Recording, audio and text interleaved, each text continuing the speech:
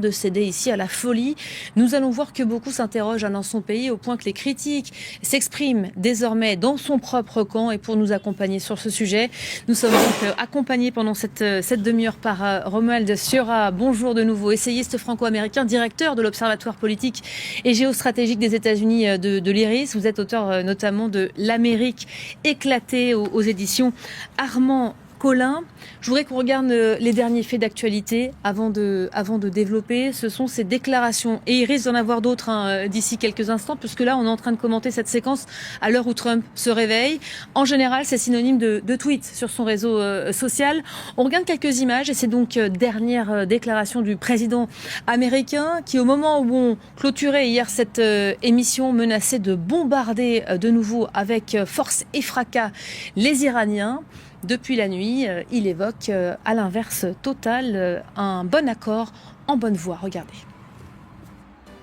C'est un double discours permanent que Donald Trump entretient sur l'Iran.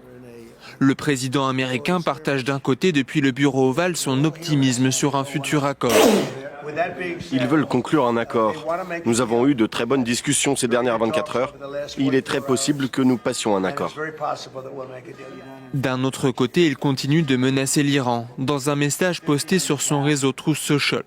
S'ils n'acceptent pas, les bombardements commenceront et ce sera malheureusement à un niveau et avec une intensité bien plus forte qu'avant. Selon le média américain Axios, les États-Unis pensent être proches de s'accorder avec l'Iran sur un mémorandum d'une page pour mettre fin à la guerre, mais aussi définir un cadre de négociation détaillé sur le programme nucléaire iranien. Téhéran affirme examiner la proposition américaine et transmettra son point de vue au Pakistan. Washington continue de mettre la pression sur l'Iran. Le Pentagone a annoncé ce mercredi qu'un pétrolier essayant de forcer le blocus des ports iraniens a été neutralisé par un tir sur son gouvernail. Romuald Siora, bonjour. Bonjour.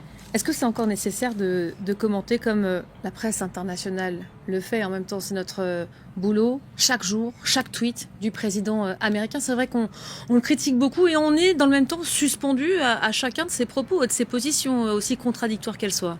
Bien évidemment, c'est le président de la première superpuissance mondiale et je dirais que le sort du monde dépend malheureusement en grande partie des décisions de ce monsieur. Aujourd'hui, écoutez, la situation est limpide. Donald Trump s'est piégé lui-même dans ce conflit iranien. Ne l'oublions pas, une guerre qu'il a faite contre l'avis de son vice-président, contre l'avis de Suzy Wittz, la secrétaire générale de la Maison-Blanche, des généraux du Pentagone, des sénateurs républicains, puis surtout de sa base MAGA, cette base qui est son obsession et qui jusqu'à présent l'aurait suivi jusqu'en enfer et qui a tendance depuis quelques semaines à s'éloigner pour la première fois en plus de 10 ans de ce président qui avait promis de ne pas entraîner le pays dans une de ces guerres. Donc Trump est piégé. Il a dans quelques mois des élections qui s'annoncent très difficiles. Il y a le 250e anniversaire des États-Unis le 4 juillet, date à laquelle il voulait apparaître comme Jules César, Alexandre le Grand, comme il l'a confié à ses proches et comme l'a révélé le magazine The Atlantic. Comme vous le savez, il est en train de nous faire construire un arc de triomphe le plus grand, le plus beau au monde pour cette date. Et puis, il y a la rencontre avec Xi, le président chinois, la semaine prochaine. Il ne peut pas y arriver empêtré dans ce bourbier iranien. Donc bref, depuis plusieurs semaines, le président cherche une porte de sortie. Il est prêt à avaler de nombreuses couleuvres, à passer de nombreux compromis. Et là, tout ce que l'on peut voir depuis quelques jours, la non-réaction des États-Unis aux provocations iraniennes du week-end passé, ce président qui, oui, toujours tonitruant, il menace d'anéantir, etc., mais quand même qui tente de calmer un petit peu le jeu, comme on l'a vu également avec le secrétaire à la guerre lors de son intervention il y a quelques jours, cherche désespérément cet accord et selon moi, nous allons cette fois-ci vers une fin des hostilités avec peut-être un bombardement si les Iraniens traînent du pied. Mais je pense que ce coup-ci, Trump n'a pas tort et que nous allons vers un accord, un mauvais accord. Selon l'heure de la journée, là c'est plutôt l'heure du réveil pour lui, il dit tout et son contraire. En général, ça commence plutôt mal et puis ça s'arrange au fil du temps. Plus les heures passent et plus il se réconcilie avec les Iraniens. Mais en général, quand il se réveille, il agresse. Vous y voyez quelque chose de rationnel là-dedans, une façon de se rapprocher le plus vite possible d'un accord de sortir de l'impasse aussi? C'est ça que je comprends de ce que vous dites là. Oui, alors tout d'abord, je ne pense pas qu'il soit morning person, comme on dit aux États-Unis, c'est-à-dire quelqu'un du matin. Je pense qu'il se réveille ronchon et un petit peu agressif. Et avec que le son téléphone à la humeur, main toujours, voilà, ça n'a et pas que changé. c'est compulsif et que son humeur, je plaisante, mais à moitié, malheureusement, c'est quand même triste de savoir que le sort du monde dépend des humeurs de quelqu'un comme ça. Mais bref, oui, aujourd'hui, Trump veut son accord, je le répète, il est prêt à beaucoup de compromis, il est prêt à avaler beaucoup de couleuvres. Ce qu'il lui faut, c'est très simple, c'est un bout de papier, un préaccord, une feuille de route, quelque chose qu'il puisse brandir face à ses électeurs MAGA et qui lui permettrait de garder un minimum la tête haute face à Xi, le président chinois, et puis il passerait à autre chose. Il y aurait bien sûr des tractations pendant des semaines, des mois, il passerait à autre chose, probablement Cuba. Ça fait 2 fois que vous nous parlez de ce rendez-vous, c'est le 9 juin, je crois, avec Xi Jinping, Oui, le président chinois. On sait les relations exécrables entre les États-Unis et la Chine, notamment en raison de l'attitude de Trump aussi. J'aimerais, avant de parler peut-être de la Chine, qu'on écoute Donald Trump sur 3 jours. 3 jours, c'est pas grand-chose, et on a l'impression d'être face à plusieurs personnes sur le même sujet. Pourtant, c'est l'Iran et le détroit d'Ormuz. Écoutez. Ils n'ont ni marine, ni armée de l'air, ni équipement anti-aérien, ni radar. Ils n'ont absolument rien. En fait, ils n'ont pas de dirigeants. Il se trouve que les dirigeants ont eux aussi disparu. On ne peut pas les laisser se doter d'une arme nucléaire. Nous avons pris des sanctions inédites. Ils sont en train de s'effondrer. Leur monnaie ne vaut plus rien. Leur inflation est peut-être de 150%, peut-être même plus. Ils n'arrivent plus à payer leurs soldats. La monnaie ne vaut plus rien. Ils devraient faire preuve de bon sens. Nous sommes engagés dans ce que j'appelle une escarmouche, car c'est bien de cela qu'il s'agit. Une escarmouche. Et nous en sortons incroyablement bien, comme au Venezuela où la situation a été réglée en une seule journée. Nous obtenons des résultats tout aussi bons, voire meilleurs en Iran. Il faut maintenant obtenir ce qu'on a à obtenir. Si on n'y arrive pas, il faudra aller beaucoup plus loin. Cela dit, ils veulent conclure un accord. On a des discussions très constructives ces dernières 24 heures. Et il est fort possible qu'on parvienne à un accord. Ça, c'est le narratif américain, évidemment. On propose régulièrement à nos téléspectateurs les conférences de presse du Pentagone aussi, Pete Hegseth, qui tient à peu près les mêmes propos. Il se trouve qu'on est journaliste et qu'on va aussi chercher le narratif des Iraniens qui est à l'opposé total. Je crois que les Iraniens, depuis le début de cette crise, ont quasiment peu reconnu parler avec les Américains et ont été beaucoup plus stables dans leur version des choses. Un Trump qui dit ça va pas du tout, ça s'arrange, c'est la catastrophe.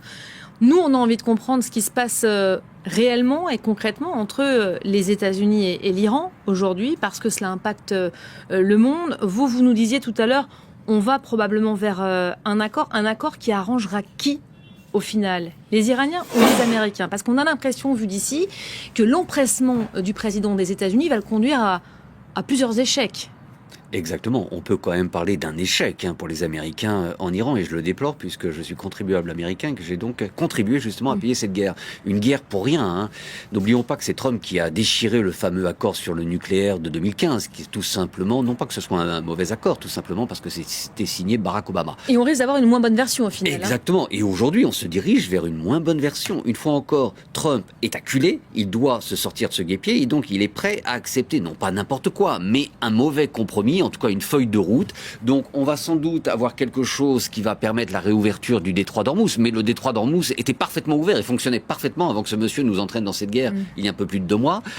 Il y aura sans doute quelques concessions ici ou là et sans doute quelques promesses concernant le nucléaire, comme les Iraniens d'ailleurs l'ont dit, qui feront partie d'un autre agrément qui devra être signé plus tard, et Trump va s'en contenter. Donc un très mauvais accord, et pour répondre clairement à votre question, ce sont quand même les Iraniens qui vont s'en tirer le mieux après ce conflit. Ils auront, même si à l'intérieur ils sont déstabilisés, même si quand même le pays est détruit en partie et le régime encore plus fragilisé qu'avant, ils auront néanmoins prouvé à la face du monde qu'ils étaient capables de tenir front face. Alors on continue peut-être à parler de l'Iran, parce que la presse américaine quand même nous témoigne assez régulièrement de scènes plus que surréalistes. Je voudrais citer notamment le Wall Street Journal qui, début avril, racontait cette séquence incroyable des militaires de haut rang qui ont carrément expulsé apparemment le président américain de la Situation Room, tant son comportement était dérangeant et dérangé. C'est pas moi qui le dis, mais le journal. Selon ce que rapportent les sources de ce quotidien, une réunion au plus haut niveau avait lieu donc après qu'un F-15 américain avait été abattu au sud de l'Iran. On s'en souvient très bien puisqu'on avait recherché le pilote et il fallait coordonner cette délicate mission pour aller le récupérer. Sauf que le président Trump n'arrêtait pas de crier contre son personnel. Une crise qui aurait duré des heures. Vous me voyez venir. On s'interroge beaucoup sur sa santé mentale aujourd'hui. Oui, et d'abord, il faut garder à l'esprit que Trump de haut n'a rien à voir avec le premier Trump. Cette fois-ci, c'est un homme qui a été élu avec l'aide de l'extrême droite américaine, une extrême droite ultra-radicale qui, pour la première fois, est arrivée au pouvoir. Et les principaux représentants de cette droite ultra sont Jill Vance, le vice-président, et Suzy Wittels, la secrétaire générale de la Maison-Blanche, qui ont des objectifs différents de ceux du président. Et avec cette guerre en Iran, qui est la guerre de Trump, il leur a mis des bâtons dans les roues. Donc, aujourd'hui, Trump, fragilisé politiquement, est quelqu'un qu'ils ont tendance à marginaliser dès qu'ils le peuvent. D'où cette évacuation, je vais y arriver, vous m'avez compris, extraction de la situation room. Voilà, de la situation room, lorsque Trump a été jugé trop hystérique pour prendre des bonnes décisions. Mais c'est seulement de l'hystérie, là, parce que quand on dit une crise qui dure des heures, voilà, il faisait constamment référence à la fin de la présidence de Jimmy Carter, marquée par une prise d'otage d'Américains par le régime iranien. Apparemment, il était comme une obsession, complètement fou. Donc, comme je vous dis, il y a deux choses. Il y a ces personnes qui profitent de la situation pour marginaliser Trump et prendre un peu plus le pouvoir entre leurs mains. Et il y a effectivement Trump lui-même qui, visiblement, je ne dirais pas qu'il est fou, ça serait aller un peu vite, mais c'est un homme très fatigué, qui a quand même 80 ans, qui a un emploi du temps de dingue, et qui, effectivement, vit dans le déni, a des obsessions, comme cette fameuse prise d'otage, effectivement, de 79, et on pourrait dire, pour être tout à fait prosaïque, qu'il a tendance à perdre un petit peu la boule.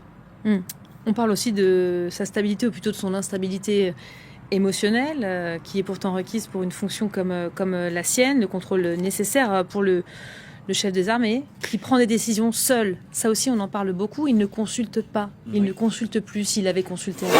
Il consulte de moins en moins et écoutez, on a aujourd'hui, on voit un boulevard à son nom. L'Arc de Triomphe que vous évoquiez tout à l'heure. Ça passe sur des pièces de monnaie, sur les passeports américains, les passeports qui vont être imprimés à l'occasion du 250e anniversaire auront le portrait de Donald Trump. Et effectivement, cet arc de triomphe sur lequel il veut faire graver son visage. Trump est en train de perdre le sens des réalités. Il est en train de... C'est l'hubris poussé à son excès avec un homme fatigué et qui n'a pas totalement conscience de la réalité des choses. Donc oui, c'est un président, non pas malade, mais c'est un président fatigué et dangereux. D'où le fait que son entourage a tendance à le marginaliser, mais on pourrait lire pour conclure derrière cela également autre chose. Une démarche de cette administration, des gens dont je parlais tout à l'heure, cette droite ultra-radicale que j'appelle crypto-fasciste, qui pourrait, on est au conditionnel, avoir intérêt à pousser un Trump fatigué vers la sortie avant l'élection de 2028 pour permettre à Jill Vance d'accéder à la présidence et d'être déjà président au moment des élections de 28. De le pousser à la faute, donc si je traduis ce que vous êtes en train de dire, pour replacer quelqu'un d'autre. Une sorte de push intérieur, un peu comme on a pu en voir à l'époque de l'Union soviétique, lorsque les dirigeants commençaient, pardonnez-moi une fois encore, à dérailler. J'aimerais quand même revenir à ce que vous venez de dire à l'instant. Vous dites c'est un président qui n'est pas malade. Est-ce qu'on est en mesure de l'affirmer aujourd'hui? Non, bien évidemment. Il y a des psychiatres qui font des pages et des pages, des lignes et des lignes sur l'état psychiatrique du président américain. Bien évidemment, je ne suis pas psychiatre et je ne passe pas tous mes après-midi avec Donald Trump. Donc je ne pourrais pas vous confirmer qu'il n'est pas malade.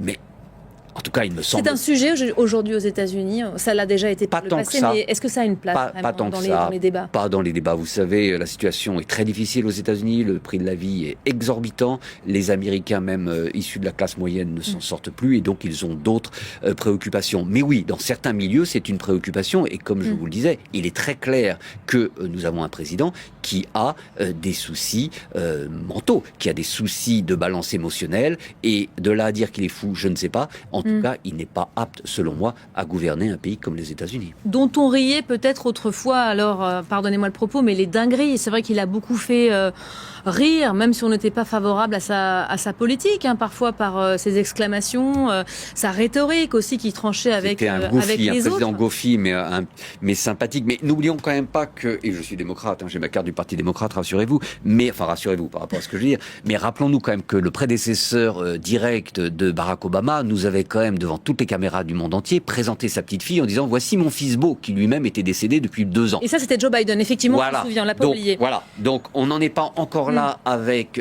Trump. La différence, c'est que Trump est dangereux, mégalomane, et que ses excès, et si cet homme est évidemment, et comme effectivement, il semble être en train de perdre pied avec la réalité, c'est l'Amérique qu'il pourrait entraîner sur une pente dangereuse, et en parallèle, en plus de cela, l'entièreté du monde occidental.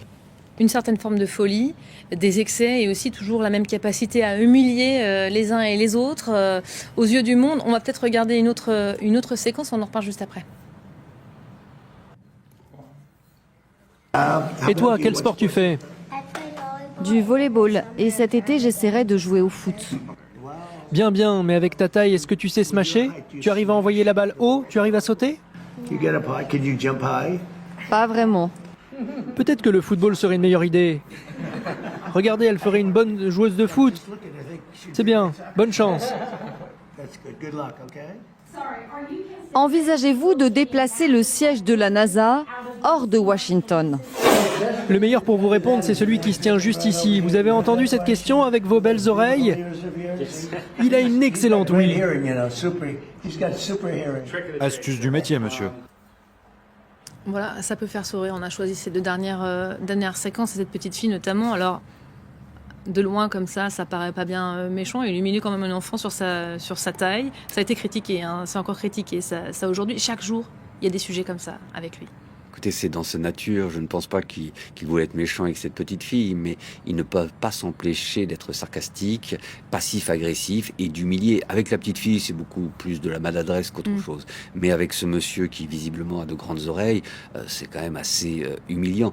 Écoutez, toute la politique de Trump est basée sur l'humiliation de l'adversaire en politique. Regardez comment il traite ses alliés, hein, Emmanuel Macron ou d'autres. Peu importe qui on est d'ailleurs. Exactement.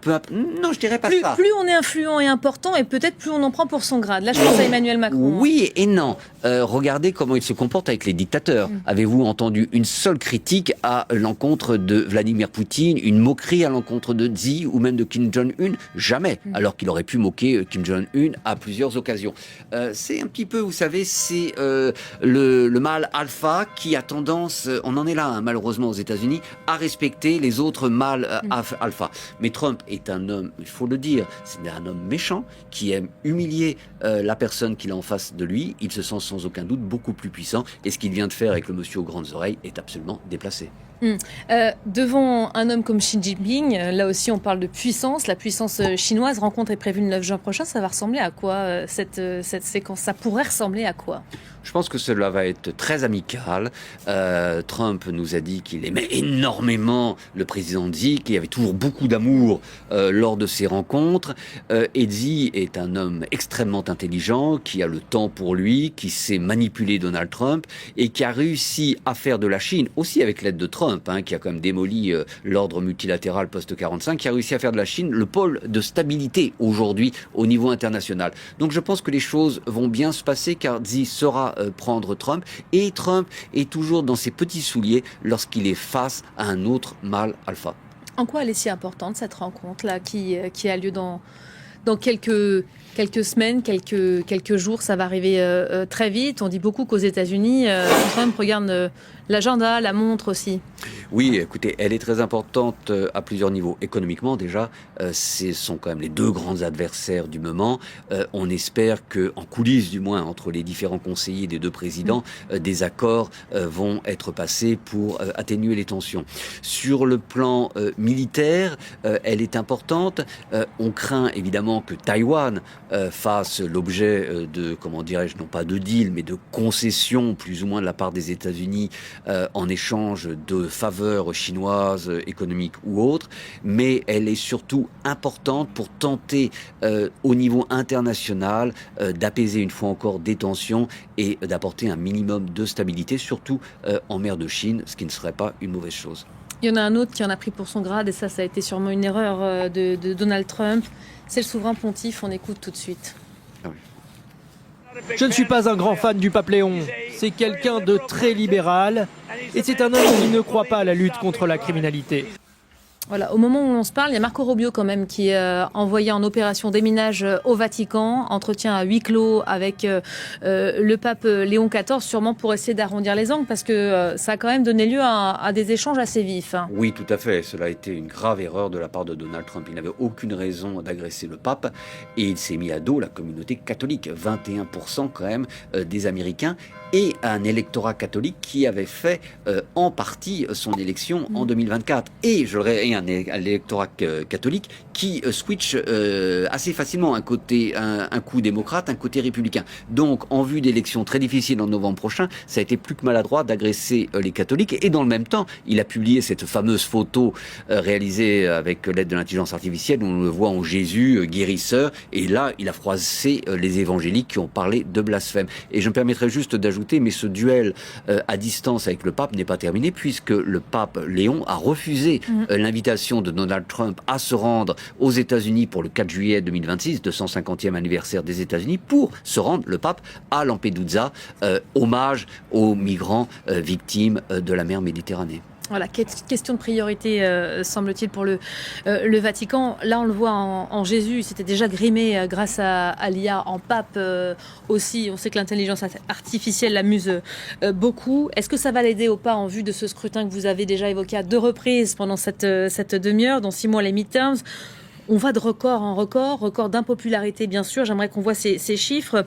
Sondage Ipsos pour le Washington Post, 66% des Américains mécontents de sa gestion de la crise avec l'Iran. On a choisi ce chiffre, 62% des Américains qui désapprouvent aussi sa présidence, c'est quand même énorme. On a choisi le chiffre sur l'Iran parce que la guerre au Moyen-Orient est peut-être en train de faire bouger des lignes. Les Américains payent cher l'essence. Je crois que le gallon est passé à 4,45 $. C'est un record absolu. Alors quand on sait comment les Américains vont voter en voiture, il y a de quoi s'inquiéter pour les... Tout à fait. Alors, je relativiserai néanmoins quant au sondage.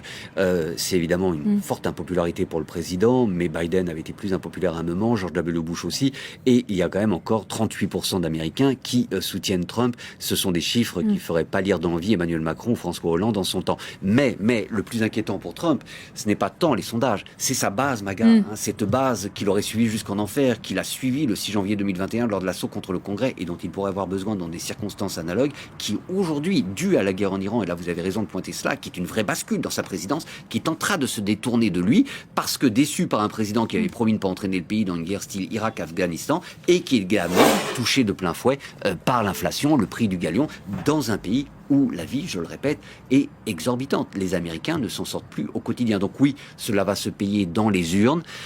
Élection de mi-mandat, en général, toujours perdue par le pouvoir en place. Mais avant la guerre en Iran, on pensait qu'ils perdraient, les Républicains, la majorité à la Chambre des représentants avec quelques sièges. Aujourd'hui, on s'attend à une hécatombe. Une défaite bien plus cinglante. Bien évidemment. Et plus grave encore, à une possible bascule du Sénat côté démocrate. On raconte en coulisses que les Républicains se préparent déjà à gouverner avec les démocrates. Oui, alors en coulisses, on raconte beaucoup de choses. De toute façon, faut pas écouter. Si, parce que beaucoup de républicains au Congrès voudraient justement pouvoir gouverner avec les démocrates. C'est ce qui se faisait autrefois, vous savez, jusqu'aux années 2000, avant qu'il y ait cette polarisation extrême dans la politique américaine. On a quand même eu pendant près de 2 siècles la chance d'avoir quand même beaucoup de projets bipartisans et une forme d'intelligence au Parlement américain. Ce n'est plus le cas depuis maintenant près de 20 ans. Et aujourd'hui, la polarisation est encore plus forte. Oui, certains élus souhaiteraient cela, mais si ces élections sont perdues, tant est qu'elles se déroulent démocratiquement. Il y a toujours des si quand même avec Donald Trump. N'oublions pas qu'il est la seule personne à avoir tenté un coup d'État sérieux dans l'histoire américaine. À l'époque, il était isolé côté républicain et le vice-président s'appelait Mike Pence. Donc les choses étaient différentes. Tant est que ces élections aient lieu démocratiquement, je pense qu'elles auront lieu